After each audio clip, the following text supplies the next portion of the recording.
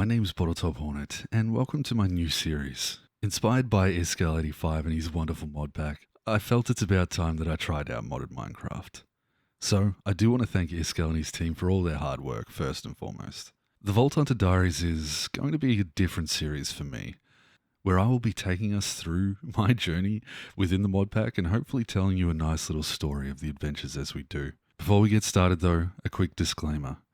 This is my first venture into fully modded Minecraft after playing vanilla since 2009. I want to experience this adventure as a player first and foremost, so please avoid comments that suggest what I should unlock, things I should be aiming for, or just generally spoiling things to do with this mod pack. I'd appreciate that, thank you. Now, welcome to the VAULT HUNTER Diaries. Chapter 1. Like starting any new game of Minecraft, we spawn into a fresh world and take a quick look around. Straight away, modded terrain and new blocks are visible in the distance, with hints at more to come. Heading over to a nearby signpost, it seems to be pointing in particular directions. Assuming that this means 300 blocks, it's soon obvious that these signs point towards villages, and one appears through the distant fog. An incredible mountain to my right catches my attention, and I take us over to check it out, enjoying the unique generation and scale before moving on to that village that the signs were pointing to. Already strange ores are popping up. This is going to be interesting. A savannah-style village resembles those that I'm used to, and so I begin the classic looting run. But, having watched Iskall play a little bit, I do have an idea of what is possible in this pack, and so the villages are part of the loot now. But this is new. Strange containers and items catch my eye, and we get our first look at something truly not part of the normal Minecraft. It's probably a good idea to take these with us and save them for later on. Continuing the villager looting, I rid this town of its occupants and grab some hay for food. But I know that there are some basic skills available to me, and vein miner calls. Purchasing the skill, we straight away see the benefit of it, and head out to steal all the hay I can get my hands on. Food issue is sorted. Now, time for some tools. Vein miner makes quick work of a tree, and I get to work on setting myself up with the basics. First a pick to grab some essentials, some food to keep me going, and grabbing the last of the villagers, basically filling up our inventory already. Before the sun sets, I grab a bit of stone and coal to use up the first pickaxe, and with a bed taken from a nearby house, we get some sleep. It's been an interesting first day. Looking at the map gives us an idea of what's in the surrounding area, and seeing no sign of other villages or any desert temples, I decide to head for the water and see if I can find some ships for early game loot. First though, I make sure to mark that interesting mountain as a potential base location. Reaching the water's edge a short time later, along with some prickly local shrubbery, I craft myself a boat and decide that if we're leaving in search of more loot, we're going to need the inventory space. A quick tree felling and an interesting flower later, I have a pair of barrels placed on the beach and mark the location, allowing me to create some space and head out to sea. Once out on the ocean, I quickly spot a shipwreck under the water and also another village nearby. Dropping down to find our first proper loot, some carrots and potatoes are a fantastic find, but unfortunately that's the only chest that generated. Using a little trick to see under the water, I continue to investigate the ocean floor and am granted with some poor loot. Ah well, we'll keep going.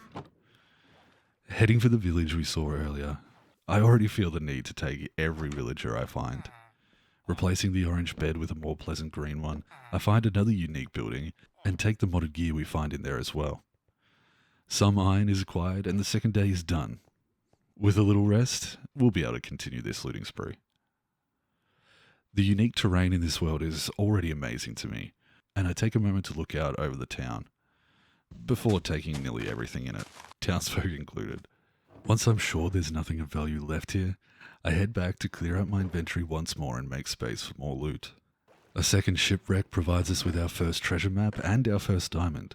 So, living my best pirate life, I get some rest out on the sea and head for that big red X. Ooh, nailed it. Not really knowing what I'll need in the future, I'm doing my best to keep everything I can and only throw away easily renewable items. Crab! There's crabs! Making my way through the desert now, I spot the top of a temple and head straight for it. Get slightly distracted by space rocks, and then we head on down inside. I want to see what kinds of loot may generate in chests, and I hope that maybe I can find a few golden apples. Thanks to Iskall for the heads up on that. I know that they can be important. A golden apple and some emeralds are a good find, but this inventory management is getting out of hand. And I completely forgot to grab the TNT. But another day complete. Back to the barrels to unload. I'm feeling good about this initial plan of looting to see what we can get set up with, so over the next day or two, I continue the exploring. Finding temples, villages, even storing some villages for later pickup. Having found a saddle in the temple, I think it's time we get a fast horse. Nope. Nailing it and getting one first try, I think it's time we head back to the mountain we spawned near, taking note of some interesting biomes as we make our way back. Once at the mountain, I decide to see what this Horsey of mine is made of, and it turns out he's apparently a mountain goat in a horse's body. One precarious trip up a mountainside later, and we find ourselves at an interesting plateau on the top, and quickly realize we're probably not equipped to live here. With mobs everywhere, it's probably best that me and my buddy here yeet ourselves up this mountain and into the water on the other side. And what a great choice that turned out to be. This is it. I think we found a good spot for the base. Putting Horsey safely away, I craft a few chests for storage and dig through the base of the mountain for quicker access to the other side. Spending some time jogging around the land, I grab the supplies that we've left about, going furthest afield first for that box of villages, stumbling across an even bigger space rock, and slowly bringing everything back to this new base location. Once everything's gathered, I decide it's probably a good idea to get a small base going. Something set up with a few handy villages to gain access to easy diamond gear. Well, we will have access to diamond gear, but first we've got to trade up to that. So emeralds will be key here early on. Farmer time. Cycling through the trades until potatoes and carrots pop up, we can make use of those ones that we found earlier in the first shipwreck. And now it's time for another skill point. With the power of twerking, with the power of twerking, I can now gain an incredible amount of crops very quickly. And our farmer friend will help us on the way to that diamond gear. I also decide mending's probably going to be nice early on too, so I grab that to add to our armor. With said armor acquired and some progress started, it's time to settle in and get some work done. And work I did. For the first time in a while, I played Minecraft with no thought of recording at all. Consumed by the flow of grinding for materials and emeralds, it didn't take long for hours to pass. So now, here we find ourselves with a handy little starter base. An iron farm that was easily made thanks to being able to pick up villages and place them down again, and then a few more villages for some books. Plus a little bit of an accident. Although golden apples are valuable in this mod pack, I figured it's probably still worth it to cure these two. So we're going to need some blaze rods to make some potions. And that means into the Nether we go. But we're going to run into a bit of a problem. There is not a fortress in sight, but I am determined. After much wandering around, I pick a direction that I hadn't gone yet, and we head off once more, and thankfully start having some more luck. We find a bastion that we can mark for later, and then continue on for a short while longer, before seeing what we're truly after. At this point, I realized I'd come unprepared, with no bow and only an axe as my weapon, and debate leaving, but having come this far, we managed to gather what we need, and rather than sticking around increasing our chance of dying, make our way back to base. Once there, I make some potions of weakness and set about curing the zombie villagers. Spend a little bit of time healing my pickaxe after all the mining I've done to find that fortress, and we're back on track. Although the cost was high, the benefits are still worth it. With these villagers now cured, the discounts on diamond gear at this stage of the game is incredibly helpful. And the enchantments we got with the trades were pretty decent already. Although, using a grindstone, it doesn't really matter. We can enchant this diamond gear any way we want. Now that the Nether is open to us and our gear has started to become good, I decided to spend a little bit more time building before I think about looking for a stronghold. I want to make sure that we're truly prepared before heading into the proper Vault Hunter experience. So, down to the bottom of the world we go in search of ores and resources. Once down there, many hours go by and a few pickaxes are accidentally broken because Vein Miner is incredible. And after some time, I begin to find many interesting new blocks, gathering them up for the future.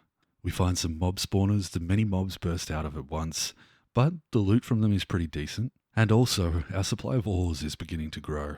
At one point, I discovered that I could compress certain blocks using a crafting table, and that's going to prove incredibly useful for storage in the future. Returning to the surface, we unfortunately stumble upon another little accident with my farmer friend. That means another one of our looted golden apples is gone, but it also means cheaper trades and food. So, silver linings, I guess.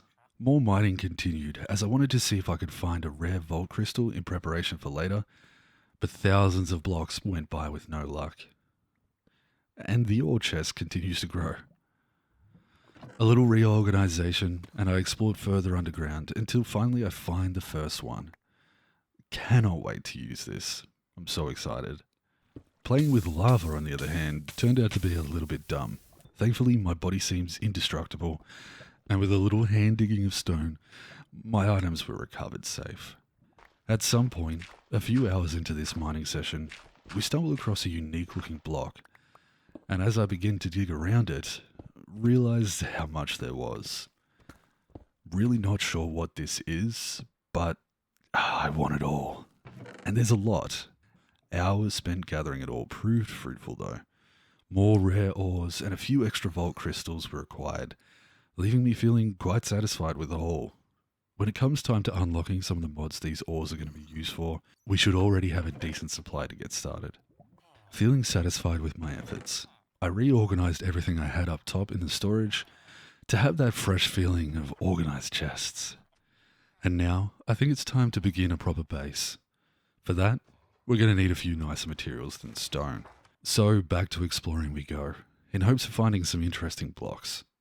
Thinking that some more villages would be useful, there was a village nearby that we can restock at. It turned out to be a lovely little forest village, and it provides some fresh villages and some interesting blocks. Further afield, a mangrove biome has a wonderful new wood that I like the lighter colour of. So, I gather as much of that as I can, fill my inventory, and head back to base to get started. With a good spot already in mind, we head over there with mangrove logs and put on my handy hat. It gives an additional 2 blocks of range for placing and destroying, which is going to be helpful for building. Turning some of the wood into half slabs, I start to mark out the shape I want, a rounded oval-like platform that will be the central area of the base, and likely the future location of our vault portal. A little trial and error and a size adjustment later, I'm happy with what we have and begin to fill it in. Using Vein Miner makes quick work of blocks, and opening the area up is a breeze. Just need to keep an eye on that pick durability. With the shape done, I add a nice cherry wood border for contrast and begin working on raising the height. First, we block the waterfall on the side of the mountain, and then begin digging away for days, gathering all the materials I find for later, and the base begins to take shape. Eventually I realized with the height that had been mined out, we probably need an ability to move around. And, with the goal of getting elytra at some point, it's probably worth unlocking the dash ability. This is going to help when it comes to moving around in general, although without my wings, it doesn't quite get me the height I need. Regardless, it will be handy in the trials to come, and we can always unlock the jumping ability later. I spent a little bit more time grinding levels so that we can add enchantments to the gear. I give the hat protection 4, as it was really nice to have that extra reach, and I think I'd like it all the time. Plus it also gives us luck as a bonus, and I'm hoping that that will come in handy once we get inside the vaults. While potting around the temporary base, a magical happy little accident occurs, and I discover that books can be placed on the ground as decoration. We're going to be able to make so many nice builds with all of these mods. Adding a few more villages downstairs, I think it's time to get some more enchantments. Respiration 3, Aqua Affinity, Depth Strider 3, Power 5, a zombie horde, feather falling 4, and a lot of level grinding later, we have ourselves a decent set of armor, and I can finally swim these oceans without dying. With the space in the base, that rhymed, with the space in the base now cleared out, it was time for a little bit of detail. I used soapstone bricks, which is a really nice dark material, and unlike the deep slate tiles, the pattern on this just feels a little bit more consistent and looks lovely contrast against the white wood. Now though, I think it's time to start preparing to fight the dragon, and properly dive into the modded content available to me. Carving out a little spot below my farming area, I put together a small enchanting room. Until now, the villagers have been ideal, but sometimes rolling for enchants is what we'll need. I craft some bows, and work towards setting myself up with one to take on the dragon, eventually ending up with something pretty nice to add my Power 5 book to. Using leftover blaze rods from our Nether trip, I craft some Eyes of Ender to help us locate the Stronghold, and also set myself up with an Ender chest, beginning the preparation for the fight to come. I also want a sword, so a new pick with fortune and a few ores from the chest down in the mines provides the materials, and I get to work rolling enchantments on that as well. A decent smite sword, but to start off with, I think we'll be better off with a general damage boost of sharpness 5. So I add mending to it, and we now have our weapons. Preparing for the end means an Unbreaking 3 and mending book to put on our elytra when we get them, and also some chests for turning into shulker boxes. A little tree farming thanks to the twerking skill, and we have a decent supply of those as well.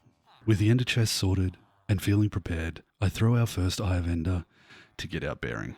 With it pointing back towards the desert we've already explored, I pop into our boat and start making my way.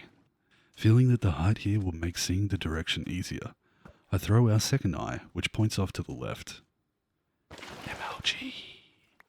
Another space rock in the desert creates a nice little glow as the night falls, but, having forgotten a bed, I throw another eye in hopes of being able to dig down around here. This seems to be the spot. Digging down quickly to avoid mobs spawning in, I slowly make my way underground. The minimap, though, already proves we're in the right spot. Breaking out into the Stronghold, the search begins. Using the map, it's easy to see where a library is spawned, and it's probably a good idea to check out the loot chests. And here, we find something very exciting.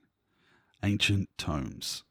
It seems these books will allow us to increase an enchantment beyond its normal limit. And my goodness, these are good books. I need more. Upstairs provides a few more, and the looting dopamine starts hitting pretty hard. So I begin to search through the Stronghold for chests. Oh, our first bow kill is in the Stronghold. Nice. After dealing with a knocking creeper, we come out into an interesting piece of generation, and hear a strange noise. Blitz? Carefully lighting the place up, the blitz glows in the distance, but a few bow shots kill it before we get a closer look. So, I clear out the mobs, make sure the place is lit up, and then move on. Not before admiring an absolutely scuffed door. Oh, and here's the end portal. Marking it down with a waypoint, I continue on search for more chests, hoping to find a second library. And, seeing one on the minimap, I dig down into it. Another incredible book, but unfortunately the only loot chest there. We're really starting to find some interesting items now, and I can't wait to get inside the vault. Getting a closer look at one of these blitz, this one drops something unlike the last, and seeing that it's likely used in future mods, it goes away with the rest of the loot. Feeling sure that the whole Stronghold was looted, I head back to the portal room to prepare. Storing the good items away, a nether portal to help us get back here is first on the list. Creating one close to the end portal room, I pop back through and find my way back to our base portal, thankfully finding a tunnel that I'd already dug out previously. Back at base, I make sure to safely store away the ancient tomes and special items we found in the Stronghold to free up space in our ender chest for end raiding. Clear out the junk from my inventory, and then head back through to the Stronghold. Setting down a bed so we can set our spawn here, I gather the Eyes of Ender, and finally fill in the portal to the End Realm and the dragon fight beyond. And so ends Chapter 1 of the VAULT HUNTER Diaries. After this step, things can truly begin. I hope you all enjoyed the start to this new series. Leave a like if you enjoyed it, and let me know what you thought in the comments below. But please remember, avoid spoilers and backseating. Thanks. Until next time, take care of yourselves, and I'll see you then. Bye bye.